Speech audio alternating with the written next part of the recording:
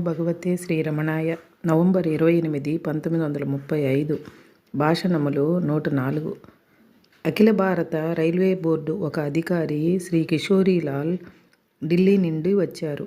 నిరాడంబరుడు, సౌమ్యుడు, నడతలో గౌరవం కనిపిస్తోంది. ఆయనకు కడుపులో వ్రణం. భోజన వసతులు ఊరిలో ఏర్పాటు చేసుకున్నారు.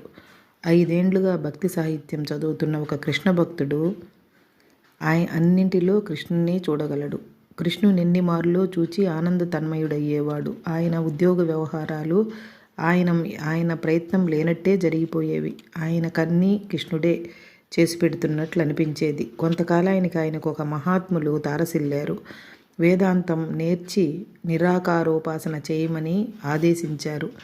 నాటి నుంచి తత్వ వేదాంత గ్రంథాలు, ఉపనిషత్తులు, అష్టావక్ర, అవధూత, భగవద్గీతాదులు సుమారు 700 గ్రంథాలు చదివారు. శ్రీ భగవాన్ రచనల ఇంగ్లీషు అనువాదాలు పఠించారు.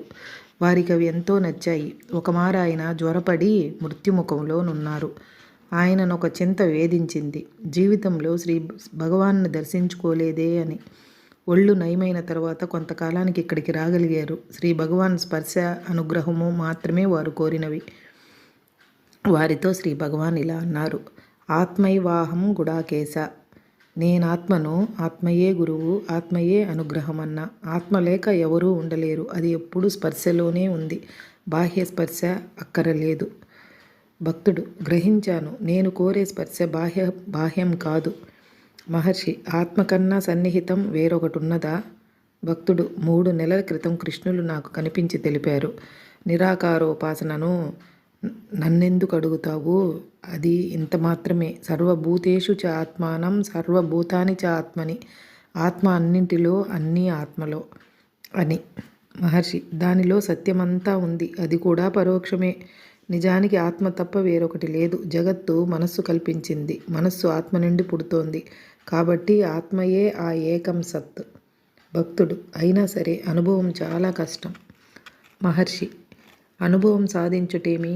అది నిత్య శుద్ధ బుద్ధ ముక్త స్థితి. అది సహజము. సాధించడానికి అది కొత్తదా? కర్తవ్యం సాధించడం కాదు, త్యజించడం. అజ్ఞానాన్ని వదులుకోవాలి, అంతే. అజ్ఞాన మూలం వెతకాలి. ఎవరికి అజ్ఞానం? వానికి అజ్ఞానం ఏది? కర్త విషయము. ఇట్టి ద్వంద్వ భావన మనస్సు లక్షణము.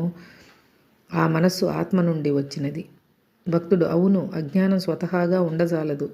చివరకు ఆయన భగవాన్ను శరణు వేడారు. రోగ నిదాన మెరిగి చికిత్స చేసే వైద్యుని వలె శ్రీ భగవాన్ నా పట్ల వర్తిల్లుదురుగాక. ఇక పుస్తకములు చదివి నేర్చుకునే ఆసక్తి